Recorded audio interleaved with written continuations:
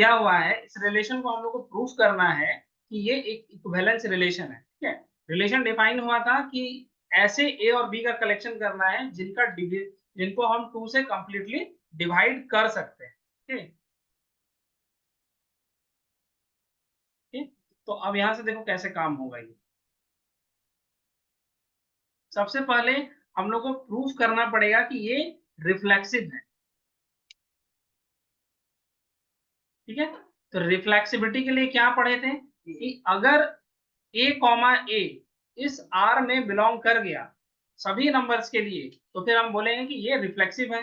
तो फिर हम लोगों को क्या यहाँ दिखाना पड़ेगा कि ये कंडीशन ध्यान रखना कि ए कॉमा बी इस आर में तभी बिलोंग कर रहा है जब आप ये कह पाओ कि 2 जो है वो इस ए माइनस बी को डिवाइड कर पाए। ठीक है, यही कंडीशन है। तो फिर अगर हम ए माइनस ए का डिफरेंस निकालें, क्या बन रहा है 0, और 2 जो है वो डिवाइड करेगा 0 को।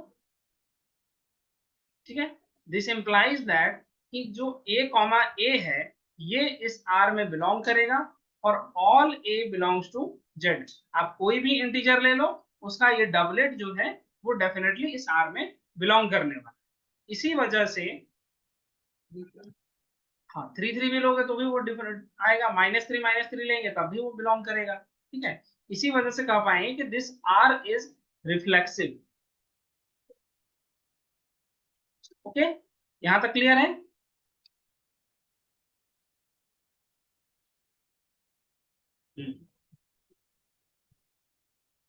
चलो आगे देखते हैं। नेक्स्ट, सिमेट्रिक देखना। सिमेट्रिक में हम लोग पढ़े थे कि अगर a कॉमा बी इस R में बिलोंग कर रहा है तो ये इंप्लाई करेगा कि b कॉमा a भी इस R में बिलोंग करे। यही दो पॉसिबिलिटी का चांसेस बन रहा है, a comma b belongs to R, then b comma a belongs to R। अब यही चीज को हमको प्रूफ करना है। ठीक है, तो हम मान के चलते हैं लेट कि a कॉमा बी जो है वो इस R में बिलोंग करता है। अगर बिलोंग करता है तो यहां से हम लोग बता सकते हैं कि 2 जो है ये डिवाइड करता है, divides a minus b, clearly by definition था।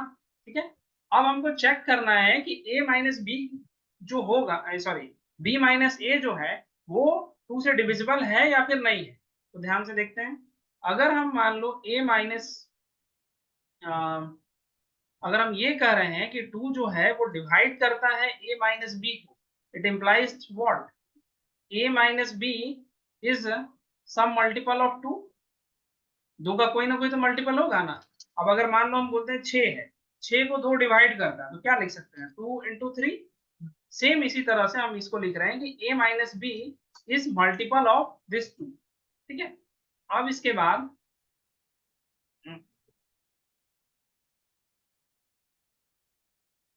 नेक्स्ट, इसी से तो माइनस को कॉमन कर दो। माइनस कॉमन कर दिए तो क्या बना, b minus a is equal to 2m। फिर इसको हम ऐसे लिख सकते हैं b minus a is equal to 2 into minus m. ये भी पॉसिबल है। अगर ऐसा हो रहा है तो अभी हम यहाँ से कह सकते हैं कि 2 जो है वो डिवाइड कर रहा है b माइनस ए को। और अगर ऐसा हुआ तो इससे ये इंप्लाई हो गया जो मेरा b माइनस बी कॉमा ए है वो भी इस R में बिलोंग कर रहा है। ठीक है, कहने का मतलब अगर a माइनस बी का डिफरेंस 2 में बिलोंग करेगा, सॉरी 2 से डिविजिबल हो रहा है, तो b माइनस ए का डिफरेंस भी तो 2 से डिविजिबल होगा। ठीक है, तो इसी वजह से हम लोग यहाँ पर कह पाएंगे कि hence this R is symmetric।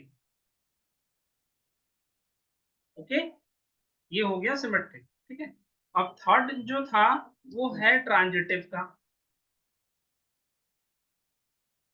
Transitive में हम लोग पढ़े हैं कि अगर a कॉमा बी इस R में बिलोंग कर रहा है, b कॉमा सी इस R में बिलोंग कर रहा है, तो फिर यहां से इंप्लाई कर सकते हो कि a कॉमा सी R में बिलोंग करना चाहिए।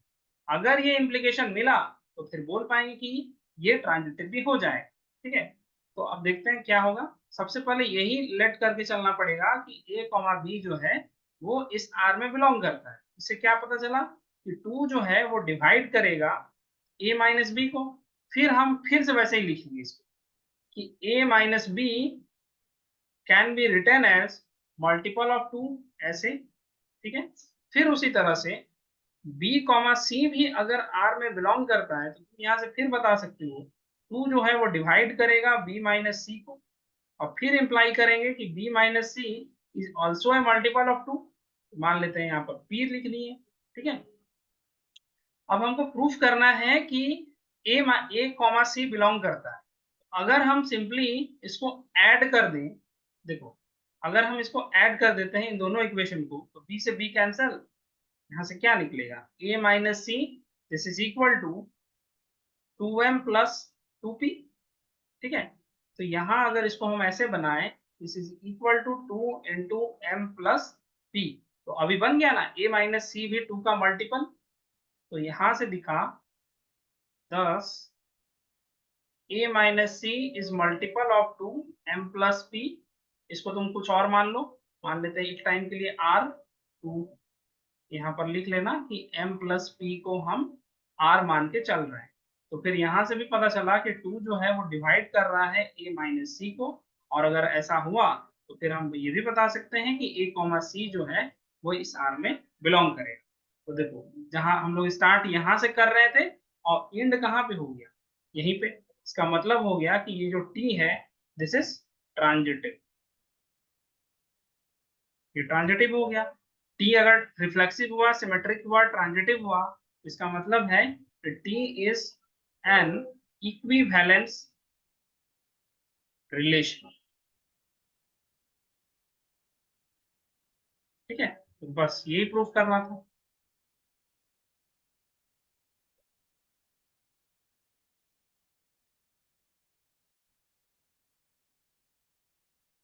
देखो 17 नंबर क्वेश्चन में बोला है रिलेशन जो है वो इज कॉन्ग्रुएंट टू बोला गया है, और जो किसके ऊपर बताया जा रहा है, set of all triangles in a plane.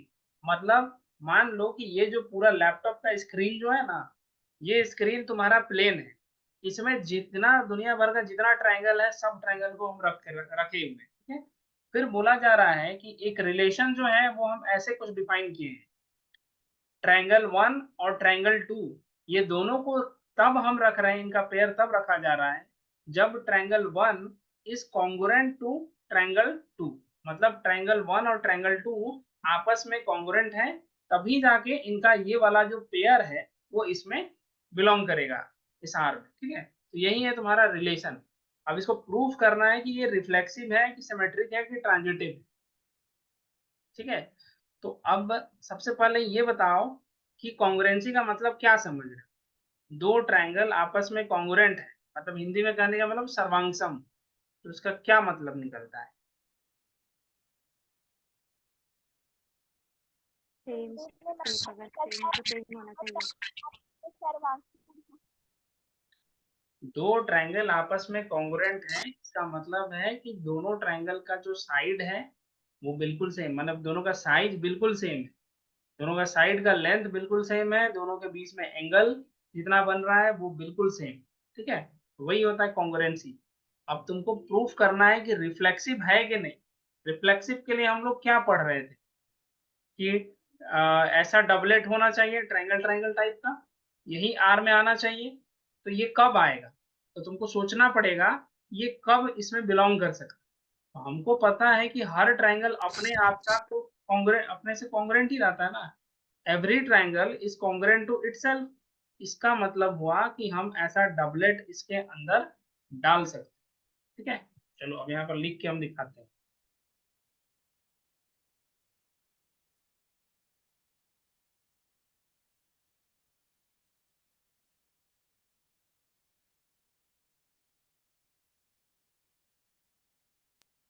भाई ये ट्रायंगल वाला क्वेश्चन आता है ना।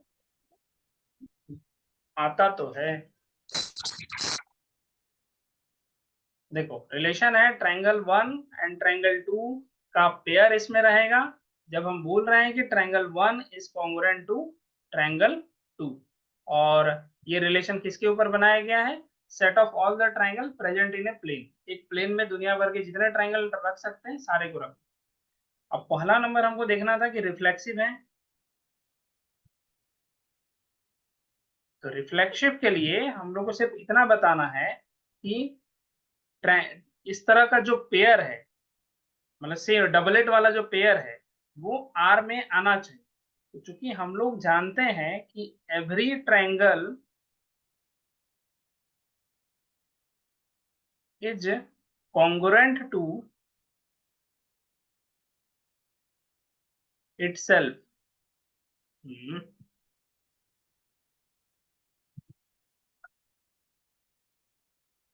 ठीक है, दैट इज जो ट्रायंगल लेंगे वो खुद के कॉन्ग्रुएंट हो रहा है।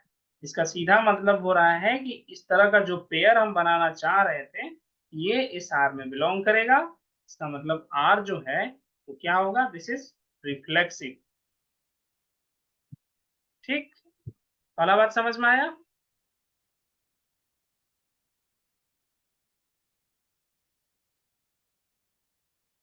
अरे बच्चा लोग बोलो, आया कि ऊपर ऊपर गया? हाँ समझ गया।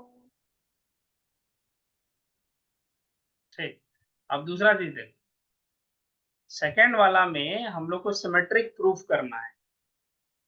तो सिमेट्रिक का कंडीशन हमको बताओ।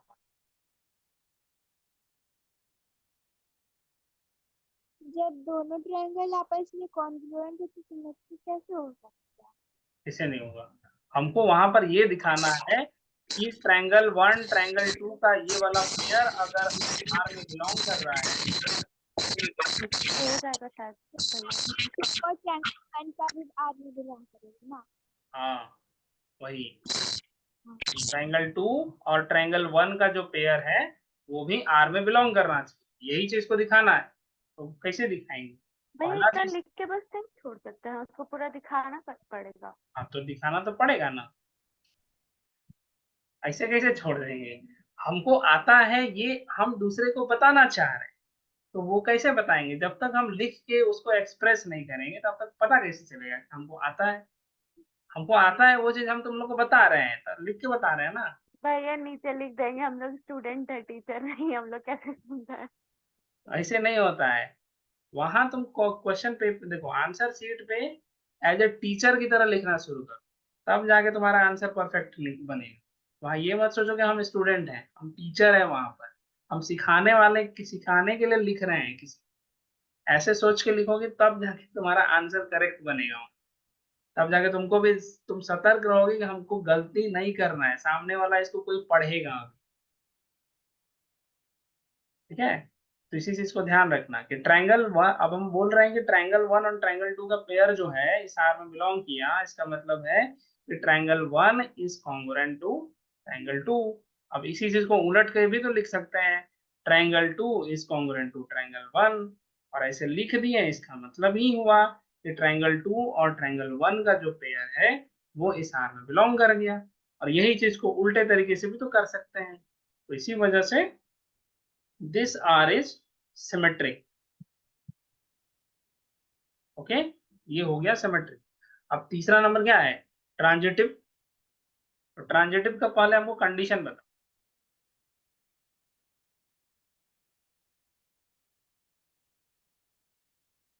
तुम किसी भी फील्ड में जाओ, जॉब के किसी भी फील्ड में जाओ, तुमको एक्सप्लेनेशन करने आना चाहिए, और एक्सप्लेनेशन चार्ट के थ्रू होगा, लिख के बताना पड़ता है जी।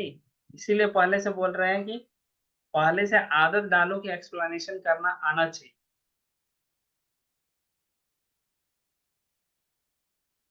जरूरी थोड़े है सबको टीचर ही बनना है, तुम किसी भी फील्ड में जाओ तुमको प्रेजेंटेशन तो देना है। बात कह रहे हैं कि अभी हम लोग ये बोर्ड्स का जो तैयारी कर रहे हैं वो एक बीएड का एग्जाम है, तब ना बोर्ड्स में वहाँ टीचर जैसा समझाएंगे, तब नंबर आएगा। हाँ मुश्किल नहीं है। देखो, अब ट्रांजिटिव का हमको कंडीशन पहले बताओ, क्या कंडीशन लिखना चाहिए?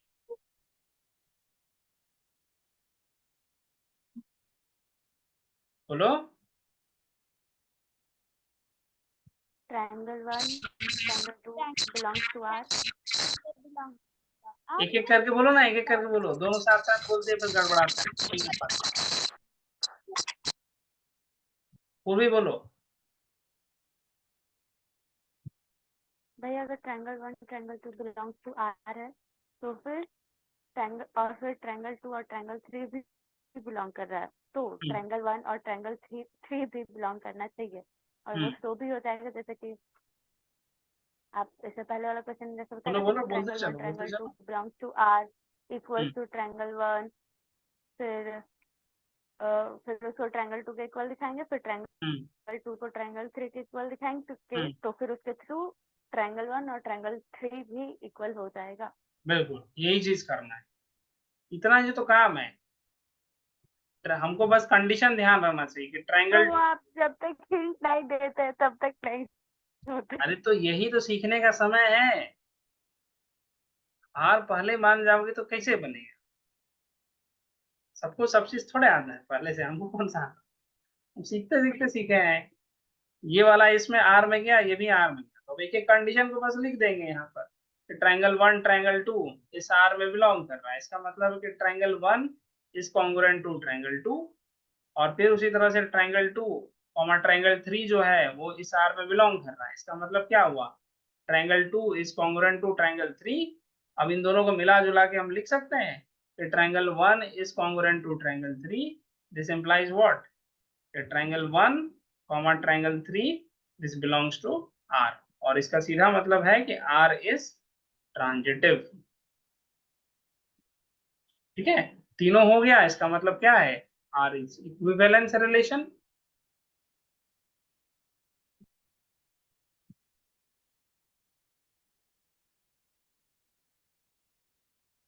यही काम करना है। ठीक है नेहा, तुम्हारा वाला क्लियर है?